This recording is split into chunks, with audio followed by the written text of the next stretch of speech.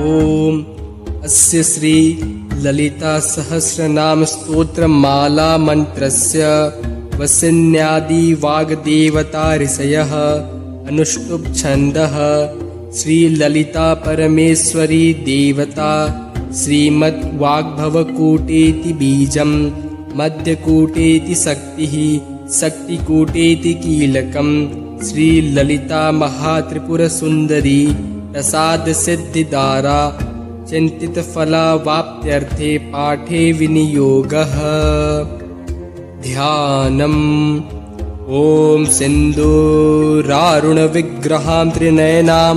माणिक्यमौले स्फुरत् तारानायक शेखरा स्मितमुखी मापीनवक्षोरुहां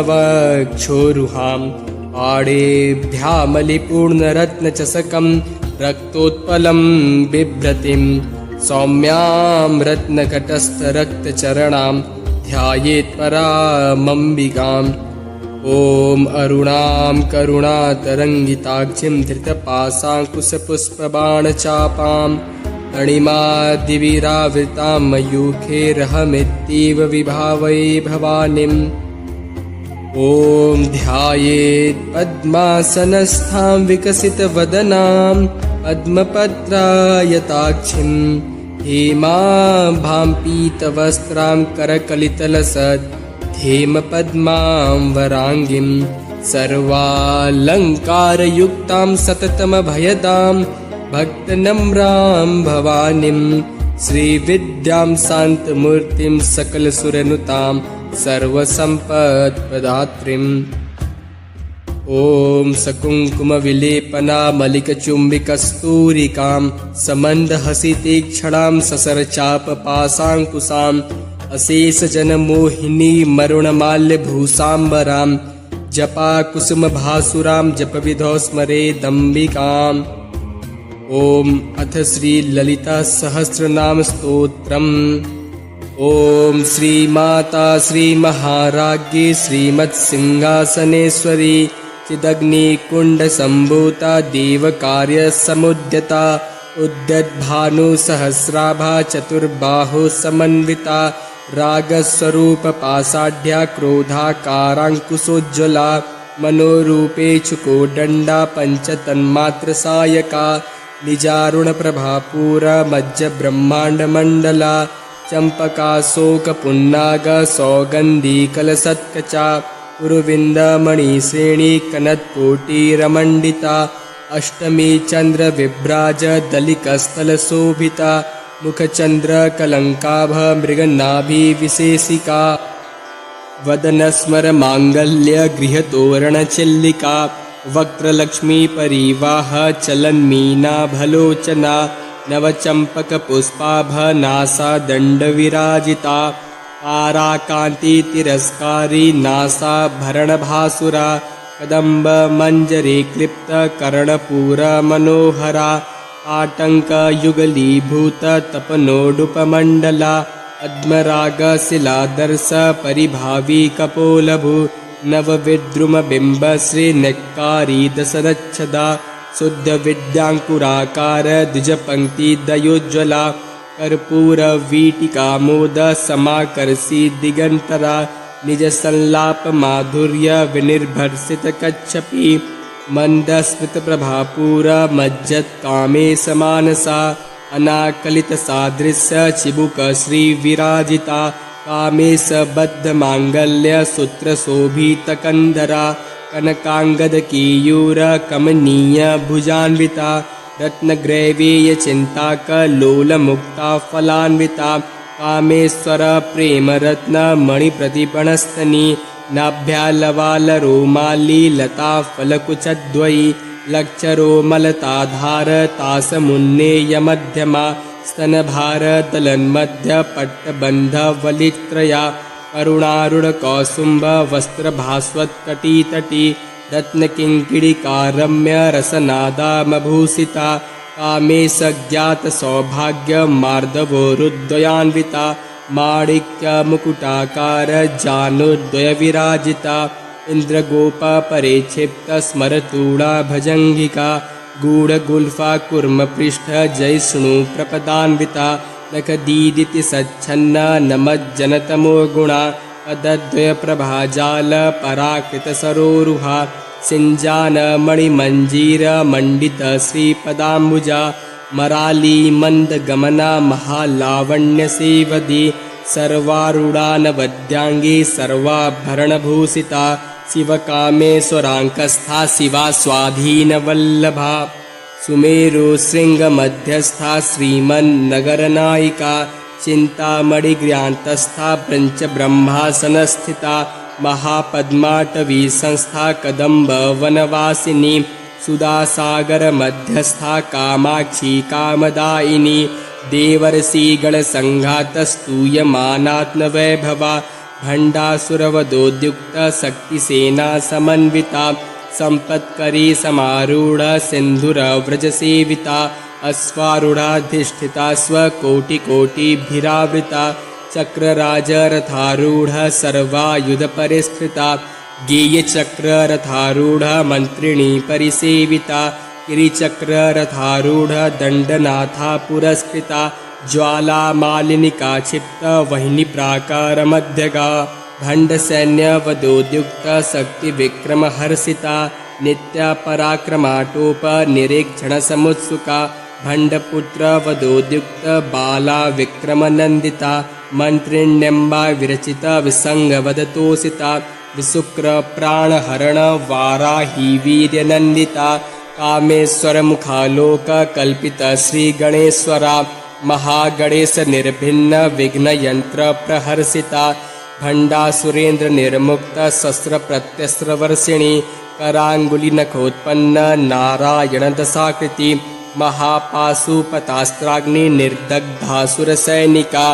कामेश्वरास्त्रनिर्दग्ध सभण्डासुरशून्यका ब्रह्मोपेन्द्रमहेन्द्रादिदेवसंस्तुतवैभवा हरनेत्राग्निसन्दग्ध कामसञ्जीवनौषधि श्रीमद्वाग्भवकूटैकस्वरूपमुखपङ्कजा कण्ठार्धकटिपर्यन्त मध्यकूटस्वरूपिणी शक्तिकूटैकतापन्न कट्यदोभागधारिणी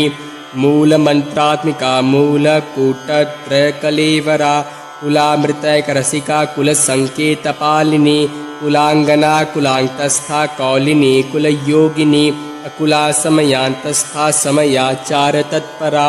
मूलाधारैकनिलया ब्रह्मग्रन्थि विभेदिनी मणिपुरान्तरुदिता विष्णुग्रन्थि विभेदिनी आज्ञाचक्रान्तरालस्था रुद्रग्रन्थि विभेदिनी सहस्राराम्बुजारूढा सुधासाराभिवर्षिणी तडिल्लता समरुचि षट्चक्रोपरि संस्थिता महाशक्तिः कुण्डलिनी विशतन्तुतनीयसी भवानी भावनागम्या भवारण्यकुठारिका भद्रप्रिया भद्रमूर्तिर्भक्तसौभाग्यदायिनी भक्तिप्रिया भक्तिगम्या भक्तिवत्सया भयापहा साम्भवी शारदाराध्या सर्वाणि सर्मदायिनी शाङ्करी श्रीकरी साध्वी शरच्चन्द्र निभानना सातोदरी शान्तिमती निराधारा निरञ्जना निर्लेपा निर्मला नित्या निराकारा निराकुला निर्गुणा निष्कला शान्ता निष्कामा निरुपप्लवा नित्यमुक्ता निर्विकारा निष्प्रपञ्चा निराश्रया नित्यशुद्धा नित्यबुद्धा निरवद्या निरन्तरा निष्कारणा निष्कलङ्का निरुपाधिर्निरीश्वरा नीरागा रागमथने निर्मदा मदनाशिनी निश्चिन्ता निरहङ्कारा निर्मोहा मोहनाशिनी निर्ममा ममताहन्त्री निष्पापा पापनाशिनी निष्क्रोधा क्रोधशमने निर्लोभा लोभनाशिनी निसंशया संशयघ्नी निर्भवा भवनाशिनी निर्विकल्पा निराबाधा निर्भेदा भेदनाशिनी निर्नाशा मृत्युमथने निष्क्रिया निष्परिग्रहा निस्तुला नीलचिपुरा निरपाया निरक्तया दुर्लभा दुर्गमा दुर्गा दुःखहन्त्री सुखप्रदा दुष्टदूरा दुराचार समनी दोषवर्जिता सर्वज्ञा सान्द्रकरुणा समानाधिकवर्जिता सर्वशक्तिमयी सर्वमङ्गला सद्गतिप्रदा सर्वेश्वरी सर्वमयी सर्वमन्त्रस्वरूपिणी सर्वयन्त्रात्मिका सर्वतन्त्ररूपा मनोन्मनी माहेश्वरी महादेवी महालक्ष्मीर्मिडप्रिया महारूपा महापूज्या महापातकनाशिनी महामाया महासत्त्वा महाशक्तिर्महारती महाभोगा महेश्वर्या महावीर्या महाबला महाबुद्धिर्महासिद्धिर्महायोगेश्वरेश्वरी महातंत्रा महामंत्रा महायंत्रा महासना महायागक्रमाराध्या महाभैरवपूजिता महेश्वर महाकल्प महातांडव साक्षिणी महाकामेश महिषी महात्रिपुरसुंदरी चतुष्षष्टुपचाराढ्या चतुष्षष्टि कलामयी महाचतुष्षष्टिकोटि योगिनी गणसेविता मनुविद्या चंद्रविद्या चंद्रमंडलमध्यगा चारुरूपा चारुहासा चारुचंद्र कलाधरा चराचर जगन्नाथ चक्रराज निकेतना पार्वती पद्मनयना पद्मराग समप्रभा पंचप्रेतासनासीना पंचब्रह्मस्वरूपिणी चिन्मयी परमानंदा विज्ञान घनरूपिणी ध्यानध्यात्री ध्येयरूपा धर्मा धर्म विवर्जिता विश्वरूपा जागरिणी स्वपन्ती तैजसात्मिका सुप्ता प्राज्ञात्मिका तुर्या सर्वावस्था विवर्जिता सृष्टिकर्त्री ब्रह्मरूपा गोप्त्री गोविंदरूपिणी संहारिणी रुद्ररूपा तिरोधानकरीश्वरी सदाशिवानुग्रहदा पंचकृत्य परायणा भानुमण्डलमध्यस्था भैरवी भगमालिनी पद्मासना भगवती पद्मनाभ सहोदरी उन्मेष निमिषोत्पन्न विपन्न भुवनावली सहस्रशीर्षवदना सहस्राक्षी सहस्रपाद आब्रह्म कीटजननी वर्णाश्रमविधायिनी निजाज्ञारूप निगमा पुण्या पुण्यफलप्रदा श्रुतिसीमंत सिंदूरी कृतपादाब्जधूलिका सकलागम संदोह सुक्ति संपुट मौक्तिका पुरुषार्थ प्रदा पूर्णा भोगिनी भुवनेश्वरी अंबिका नाधिनिधना हरिब्रह्मेन्द्र सेविता नारायणी नादरूपा नामरूप विवर्जिता हिंकारी ह्रीमती हृद्या हेयोपादेयवर्जिता राजराजार्चिता राज्ञी रम्या राजीवलोचना रंजनी रमणी रस्या रणत्किङ्कणी मेखला रमा राकेन्दुवदना रतिरूपा रतिप्रिया रक्षाकरी राक्षसग्नि रामा रमणलम्पटा काम्या कामकलारूपा कदम्ब कुसुमप्रिया कल्याणी जगती कंदा करुणा रससागरा कलावती कलालापा कांता कादम्बरी प्रिया वरदा वामनयना वारुणी मदविह्वला विश्वादिका वेदवेद्या विन्ध्याचलनिवासिनी विधात्री वीतजननी विष्णुमाया विलासिनी क्षेत्रस्वरूपा क्षेत्रेशी क्षेत्रक्षेत्रज्ञपालिनी क्षयवृद्धि विनिर्मुक्ता क्षेत्रपाल समर्चिता विजया विमला वन्द्या वन्दारुजनवत्सला वाग्वादिनी वामकेशी वहिनी मण्डलवासिनी भक्तिमत्कल्पलतिका पशुपाश विमोचनी संवृता शेषपाषण्डा सदाचार प्रवर्तिका तापत्रयाग्निसंतप्त समालादनचन्द्रिका तरुणी तापसाराध्या तनुमध्या तमोपहा चितिस्तत्पदलक्ष्यार्था चिदेकरसरूपिणी स्वात्मानन्दलवीभूत ब्रह्माद्यानन्दसन्तति परा प्रत्यक्षितिरूपा पश्यन्ति परदेवता मध्यमा वैखरी रूपा भक्तमानसहंसिका कामेश्वरः प्राणनाडी कृतज्ञा कामपूजिता श्रृङ्गाररससम्पूर्णा जया जालन्धरस्थिता ओड्याणपीठनिलया बिन्दुमण्डलवासिनी रहो यागक्रमाराध्या रहस्तर्पणतर्पिता सद्यप्रसादिनी विश्वसाक्षिणी साक्षिवर्जिता षडङ्ग देवतायुक्ता षड्गुण्य परिपूरिता नित्यक्लिन्ना निरुपमा निर्वाण सुखदायिनी नित्या षोडशिका रूपा श्रीकण्ठार्धशरीरिणी प्रभावती प्रभारूपा प्रसिद्धा परमेश्वरी मूल प्रकृतिरव्यक्ता व्यक्ता व्यक्तस्वरूपिणी व्यापिनी विविधाकारा विद्या विद्यास्वरूपिणी महाकामेश नयन कुमुदाह्लाद कौमुदी भक्तहार्द तमोभेद भानुवद्भानुसन्तति शिवदूती शिवाराध्या शिवमूर्ति शिवङ्करी शिवप्रिया शिवपरा शिष्टेष्टा शिष्टपूजिता अप्रमेया स्वप्रकाशा मनोवाचा मगोचरा चिच्छक्तिश्चेतना रूपा जड़शक्ति जड़ात्मिका गायत्री व्याहृते सन्ध्या द्विजवृन्द निसेविता तत्त्वासना तत्त्वमयी पञ्चकोशान्तरस्थिता निसीम महिमा नित्य यौवना मदशालिनी मदघूणितरक्ताक्षी मदपाटलगण्डभू चन्दनद्रवदिग्धाङ्गी चाम्पेय कुसुमप्रिया कुशला कोमलाकारा कुरुकुल्लाकुलेश्वरी कुलकुण्डालया कौलमार्गतत्परसेविता कुमारगणनाथाम्बा तुष्टिपुष्टिर्मतिर्धृति शान्ति स्वस्तिमती कान्तिर्नन्दिनी विघ्ननाशिनी तेजोवती त्रिनयना लोलाक्षी कामरूपिणी मालिनी हंसिनी माता मलयाचलवासिनी सुमुखी नलिनी शुभ्रू शोभना सुरनायिका कालकंठी कांतिमती क्षोभिणी सूक्ष्मरूपिणी वज्रेश्वरी वामदेवी वयोवस्था विवर्जिता सिद्धेश्वरी सिद्धविद्या सिद्धमाता यशस्विनी विशुद्धि चक्र निलया रक्तवर्णातिलोचना खट्वांगादि प्रहरणा वदनैक समन्विता आयसान्न प्रिया त्वक्स्था पशुलोक भयंकरी अमृतादि महाशक्ति संवृता डाकिनीश्वरी अनाहताब्ज निलया श्यामा भावदनद्वया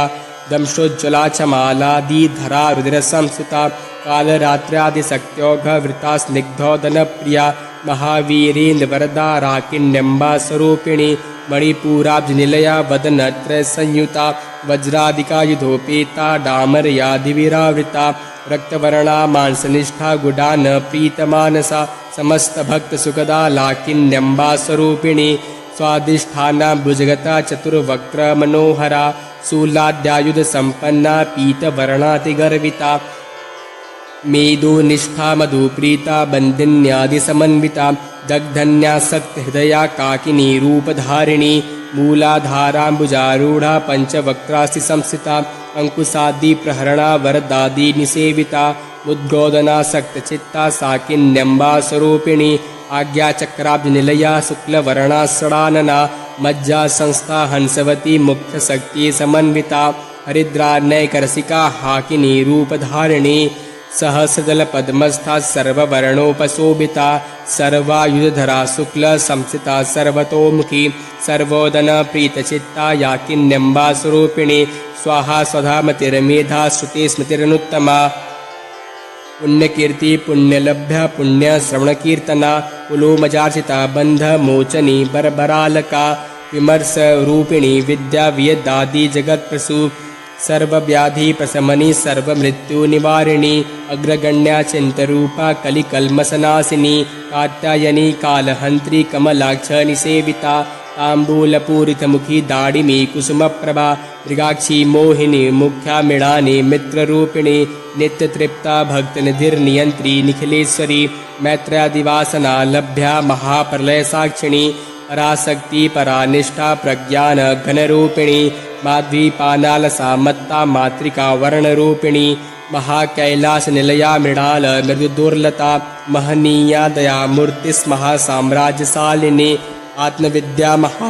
आत्मविद्या महाविद्या श्री विद्या काम सेविता श्री षोडशाक्षरी विद्या त्रिकूटा कामकोटिका कटाक्ष किंकरी भूत कमला कोटि सेविता शिरस्थिता चंद्रनिभा भालस्थिर धनुप्रभा हृदयस्था रवि प्रख्या त्रिकोणांतरदीपिका दाक्षायणी दैत्यहंत्री दक्ष यज्ञ विनाशिनी दरांदोलित दीर्घाक्षी दरहासोज्ज्वलन्मुखी गुरुमूर्तिर्गुणनिधिर्गोमाता गुहजन्मभू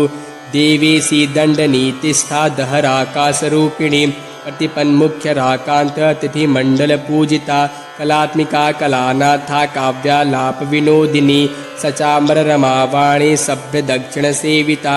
आदिशक्ति रमेयात्मा परमा पावनाकृति अनेक कोटि ब्रह्मांड जननी दिव्य विग्रह क्लींकारी केवला गुह्या कैवल्य पददायिनी त्रिपुरात्री जगद्वन्द्या त्रिमूर्तिस्थितसेश्वरी अक्षरी दिव्यगंधाढ्या सिंदूर तिलकांचिता उमा शैलेन्द्रतनया गौरी गंधर्वसेविता विश्वगर्भा स्वर्णगर्भा वरदा वागधीश्वरी ध्यानगम्या परिच्छेद्या ज्ञानदा ज्ञानविग्रह सर्ववेदांत संवेद्या सत्यानंदस्वरूपिणी लोपा मुद्राचिता लीला क्लिप्त ब्रह्मांड मंडला अदृश्यादृश्यरहिता विज्ञात्री वेद्यवर्जिता योगिनी योगदा योग्या योगानंदा युगंधरा इच्छाशक्ति ज्ञानशक्ति क्रियाशक्ति स्वरूपिणी सर्वाधारा सुप्रतिष्ठा सदसद्रूपधारिणी अष्टमूर्ति रजा जैत्री लोकयात्रा विधायिनी एकाकिनी भूमरूपा निर्द्वैता द्वैतवर्जिता